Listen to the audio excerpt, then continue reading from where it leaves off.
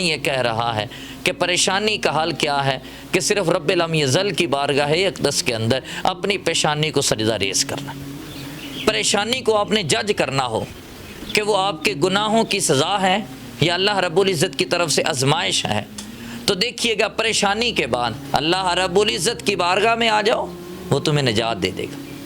وہ نجات کس چیز سے دے گا؟ From anxiety.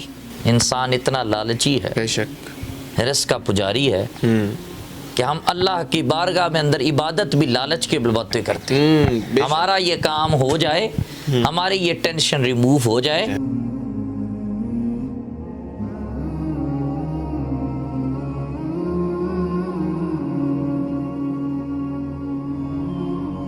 بسم اللہ الرحمن الرحیم، السلام علیکم، میں ہوں آپ کا ہوسٹ احمد اور آپ مجھے رمضان کی نشریات میں ملاحظہ فرما رہے ہیں۔ آج کا جو ہمارا ٹاپک ہے، جو موضوع گفتگو ہے، وہ انزائٹی ہے، اور آج کا جو ہمارا سوال ہوگا وہ یہ ہوگا، کیا مسلمان کو یا کیا مومن کو انزائٹی ہوتی ہے، انزائٹی ہو سکتی ہے، اور اگر ہے تو اس کے متعلق قرآن پاک میں کیا ارشاد ہے، کیا حدیث ہے، اور کوئی واقعہ ہے کہ آپ صلی اللہ علیہ وسلم نے کیا فرمایا؟ تو السلام علیکم سر۔ وعلیکم السلام سر ورحمۃ اللہ۔ الحمدللہ آپ خیر خیریت سے ہوں گے؟ جی الحمدللہ۔ تو سر سب سے پہلے سوال یہ ہے کہ کیا مومن کو انزائٹی یا ڈپریشن ہو سکتا ہے؟ بسم اللہ الرحمن الرحیم۔ سب سے پہلے تو احمد آپ کا شکریہ۔ تو جو سوال آپ نے آج زیر بحث لایا گیا ہے، وہ سوال بڑا معاشرے کے اندر ایک امپورٹنس رکھتا ہے، اس کی ایک اپنی ایک سگنیفیکینس ہے۔ سب سے پہلے تو اس کو تمہیدی طور پر ہم یوں سمجھتے ہیں کہ اس معاشرے کے اندر ہر ایک بندہ پریشان ہے، انزائٹی کا شکار ہے۔ وہ جو اس کی پریشانی ہے، اس کے پیرامیٹرز ڈیفرنٹ ہیں، وہ کوئی بھی ہو سکتے ہیں۔ کچھ لوگ تو آن دی بیس آف فائنینشیل سچویشن پریشان ہیں، کچھ جو ہے وہ اپنی اکنامیکلی پریشان ہیں، کچھ لوگ جو ہے وہ اپنی ڈیزگنیشن کو اچیو کرنے کے لیے پریشان ہیں، کچھ ایسے ہیں جو اپنی رسپیکٹ کو مینٹین کرنا ہے اور اس مینٹیننس کی وجہ سے وہ پریشان ہے۔ بات یہ ہے کہ ہر بندہ جو ہے وہ اپنے اپنے پیرامیٹرز میں انزائٹی کا شکار ہے۔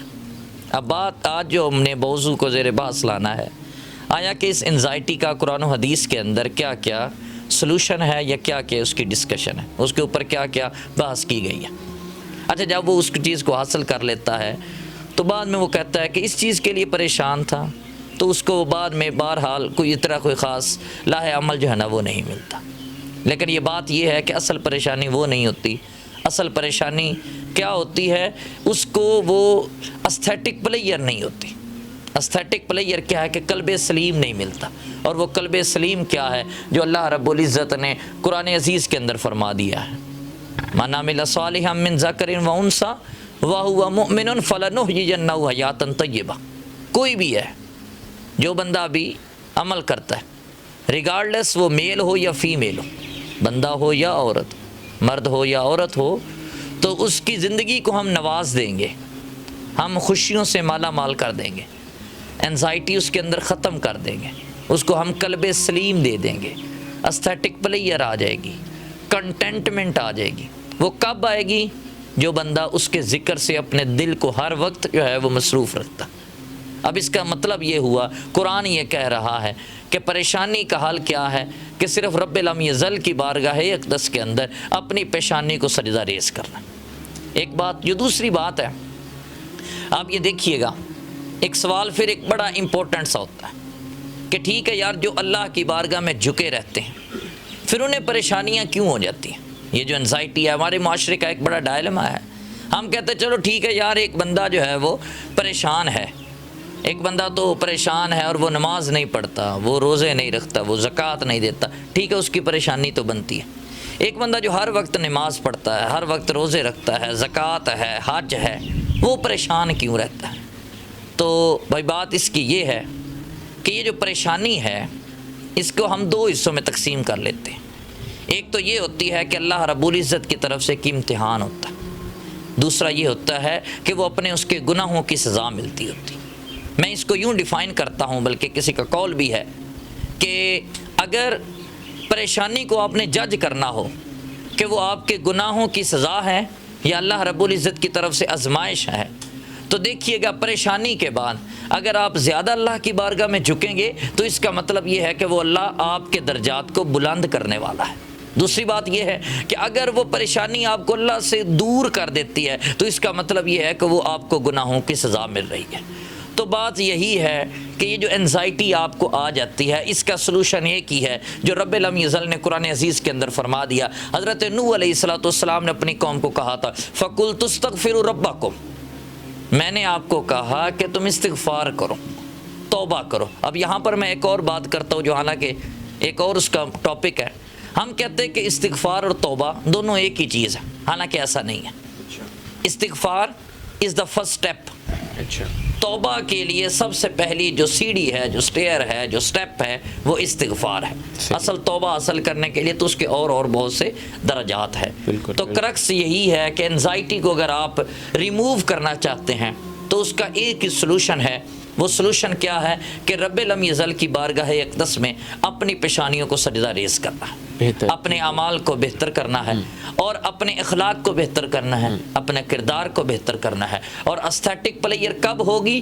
جب آپ ہر وقت رب لم یزل کی بارگاہ اقدس میں جھکے رہا کریں گے۔ ٹھیک، آپ نہیں سمجھتے کہ ہر دوسرا نوجوان، ہر دوسرا شخص آج کل کسی نہ کسی ٹینشن، کسی نہ کسی پریشانی میں مبتلا ہے، انزائٹی میں مبتلا ہے، رات کو نیند کی گولیاں لے رہا ہے اور دیگر اس کے ساتھ مسئلے مسائل چل رہے ہیں۔ تو اس سب کے پیچھے بنیادی مقصد یہی ہے کہ وہ اس نے خدا سے اپنا جو کانٹیکٹ ہے وہ ختم کر دیا ہے؟ بہت اچھا سوال۔ بات یہ ہے کہ جو میں نے تمہید میں ہی یہ ڈسکس کیا تھا کہ ہر بندہ پریشان ہے آج کل، جیسے کہ دنیا کی خواہشات بڑھتے بڑھتے انسان کی بھی خواہشات بڑھتی جا رہی۔ انسان کی ایسی خواہشات ہیں کہ جو اس کے لیے وہ مارا پھر رہا ہے، صبح سے لے کر شام تک، شام سے لے کر صبح تک وہ اپنی خواہشات کو بڑھاتا ہے، تو الٹیمیٹلی کیا اس کی انزائٹی بڑھ جاتی ہے۔ میں آپ کو ایک مثال دیتا ہوں۔ حضرت عمر رضی اللہ تعالیٰ عنہ کے دور اقدس کے اندر، آپ خلیفہ دوم ہیں، آپ کے دور اقدس کے اندر قحط آ گیا، شارٹیج آف فوڈ، قحط آ گیا۔ تو آپ نے سامان منگوایا، شام سے منگوایا، مصر سے منگوایا، لیکن قحط ہٹا نہیں۔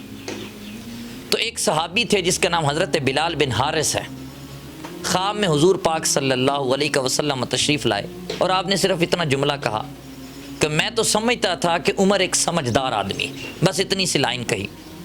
وہ صحابی نے خواب ایز اٹ از حضرت عمر فاروق اعظم کو سنایا کہ امیر المومنین حضور پاک صلی اللہ علیہ وسلم خواب میں آئے تو انہوں نے یہ بات کہی کہ میں تو سمجھتا تھا کہ عمر ایک سمجھدار آدمی۔ تو حضرت عمر فاروق اعظم نے مسجد نبوی کے اندر صبح فجر کی نماز کے بعد صحابہ کو اکٹھا کیا اور آپ نے ایک سوال کیا کہ میرے صحابہ مجھے بس اتنا بتا دیں، کیا میرے اندر کوئی چینجنگ آئی ہے؟ حضور پاک صلی اللہ علیہ وسلم کی ظاہری وفات کے بعد میرے اندر کوئی چینجنگ آئی ہے؟ تو صحابہ نے کہا نہیں، بڑی تعریفیں کی۔ تو پھر حضرت عمر نے کہا کہ میں نے خواب سنا ہے، حضرت بلال بن حارث کی زبان سے سنیے گا۔ تو جب خواب سنایا گیا تو صحابہ نے کہا امیر المومنین بات یہ ہے کہ قحط آیا ہوا ہے اور ہم دنیاوی چیزوں کے اوپر لائے کر رہے ہیں، ہم اللہ سے اس کی مدد نہیں مانگ رہے۔ کیسے مانگے جی؟ کہیں اللہ سے ہم دعائیں مانگتے ہیں کہ اللہ کہ ہمیں بارش دے دے، تو پھر اس کا طریقہ کیا ہے کہ ہم نماز استسقاء پڑھتے ہیں۔ تو حضرت عمر نے بات مان لی، جو ہی نماز استسقاء پڑھی بارش ہوئی اور قحط سے نجات حاصل ہو گئی۔ اب یہ جو واقعہ سنانے کا مرکز ایک ہی ہے کہ ہم اپنی خواہشات کو خود ہی سولو کر رہے ہیں۔ اگر ہم خواہشات کو اسلام کے تابع کر دیں، رب لم یزل کے فرمان کے تابع کر دیں، پاک محمد صلی اللہ علیہ وسلم کے فرمان کے تابع کر دیں، تو یہ خواہشات ساری کی ساری ختم ہو جائیں گے۔ ہماری آج کل خواہشات کیا ہیں؟ ہم خواہشات یہی ہے کہ ہمارے پاس ایک اچھی گاڑی ہو جائے۔ ہماری خواہشات کیا جس کی وجہ سے ہم پریشان ہیں کہ میرے دوست کے پاس ایک ایپل موبائل ہے تو میرے پاس بھی وہی ہونا چاہیے، اچھا گھر، آئی فون میرے پاس ہے، اچھے گاڑی ہو، اچھا گھر ہو، یا پھر اور طرح کی ہم اپنی نفسانی خواہشات کے پیچھے مارا پھر رہے ہیں۔ اس نفسانی خواہشات کو ختم کرنے کے لیے، اس کے کلا کما کرنے کے لیے ہم بجائے رب لم یزل کی بارگاہ میں جھکنے کے، ہم اپنے جو ہے وہ خود بخود اس کی سلوشن تلاش کرتے ہیں۔ ہم گھر سے ختم کر دیتے ہیں، ہم والدین کے ساتھ بالکل ہی اپنا رابطہ ختم کر دیتے ہیں۔ کیا کرنے کے لیے؟ اپنی نفسانی خواہشات کو پورا کرنے کے۔ ہم اس کی وجہ سے پریشان ہیں۔ کتنی خودکشیز ہے، کتنی وہ ساری کی ساری چیزیں ہیں وہ کس کی خاطر ہو رہی ہیں؟ ہم اپنی نفسانی خواہشات کو پورا کرنے کی. آپ یہ نہیں سمجھتے کہ آج کل جو ڈپریشن میں ایک نوجوان مبتلا ہے, اس کے ڈپریشن میں مبتلا ہونے کی وجہ کوئی دوسرا شخص ہے, عورت مرد کی وجہ سے ہے, یا کوئی مرد ہے تو کسی عورت کی وجہ سے ہے, تو اس کے اندر کتنی حقیقت ہے اور آپ کا اس بارے میں کیا خیال ہے؟ بات یہ ہے کہ اگر اس چیز کی ایگزسٹنس نہ ہوتی تو قرآن میں کبھی نہ آتا الزانیۃ والزانی فاجلدوا کل واحد منہما 100 جلدہ. زنا کرنے والی عورتیں, زنا کرنے والے مرد جب زنا کریں گے تو اس کی سزا انہوں نے منتخب فرما دی.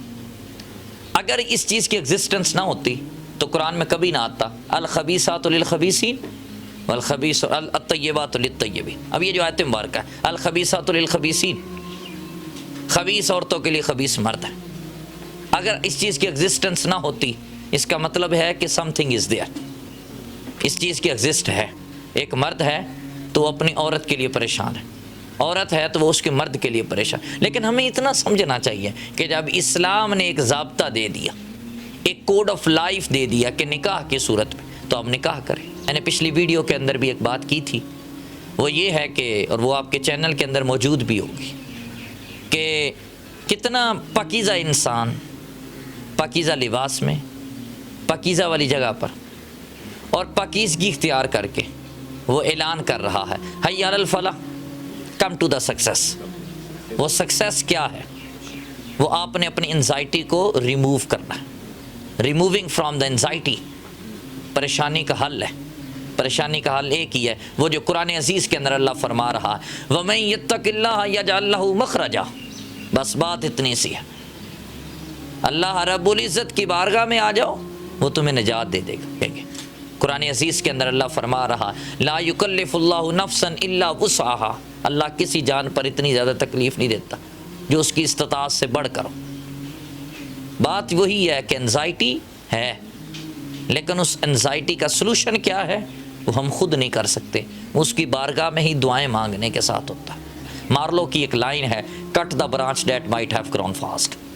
مارلو نے کہا تھا وہ جو خواہشیں ہیں اس کو کٹ کر دیا جائے, اس کو ریموو کر دیا جائے. تو یہ جو شہد ہے جس کے لیے ہنی جس کو انگلش میں کہتے ہیں, شہد حاصل کرنے کے لیے ہمیں ہائیو کو ٹچ کرنا پڑتا ہے. کتنی مکھیاں ہیں جو ہمیں ڈنگ مارتی ہیں, بالکل, لیکن اس کے باوجود ہمارا مقصد ٹارگٹ کیا ہوتا ہے کہ شہد کو حاصل کرنا. بالکل. رب لم یزل کی بارگاہ میں اگر ہمیں پتہ ہے کہ ہم نے جنت حاصل کرنی ہے تو مشکلات سے تو بہرحال بسر کر کے جانا. قرآن کیا کہتا ہے لیس للانسان الا ما سعى, man has nothing but what he strives for. انسان کے لیے کچھ نہیں ہے جو مگر اس نے کوشش کی ہے. انسان کوشش کرے, کوشش کرنے کے ساتھ ساتھ یہ ساری چیزوں کا حل بہرحال موجود ہو جاتا ہے. وہ قرآن یہی کہتا ہے وَمَن يَتَّقِ اللَّهَ يَجْعَل لَّهُ مَخْرَجًا, اس کی بارگاہ میں آ جاؤ وہ خود ہی نجات دے دے گا. وہ آپ کو ہر چیز سے نجات دے دے گا, آپ کے مقصد بھی پورے ہو جائیں گے. ٹھیک ہوگا. بہت زبردست, بہت خوبصورت. آخرکار ہمارے اس گفتگو کا جو نتیجہ نکلا وہ یہی ہے کہ خدا تعالیٰ سے ہم جب دور ہو جاتے ہیں تو ہمیں مختلف طرح کی پریشانیاں تکلیفیں گھیر لیتی ہیں, اور دوسری طرف خدا نے یہ بھی فرمایا قرآن پاک میں ان کو آزماتا ہوں, ان پہ مختلف طرح کے چیلنجز کا ان کو سامنا کرنا پڑتا ہے. تو بہت شکریہ. انسان ہمیں چاہیے کہ ہم اپنے پروردگار کی چوکھٹ پر 24 گھنٹے رہیں اور اس کی عبادت کریں اور ہر چیز اس سے مانگیں, نہ کہ دنیاوی لوگوں سے مانگیں اور ان سے مدد حاصل کریں. آپ کا بہت شکریہ. انشاءاللہ ایک نئی ایپیسوڈ میں آپ سب کے ساتھ ملاقات ہوگی. تب تک کے لیے مجھے اور قاسم صاحب کو دیجیے اجازت. اللہ حافظ.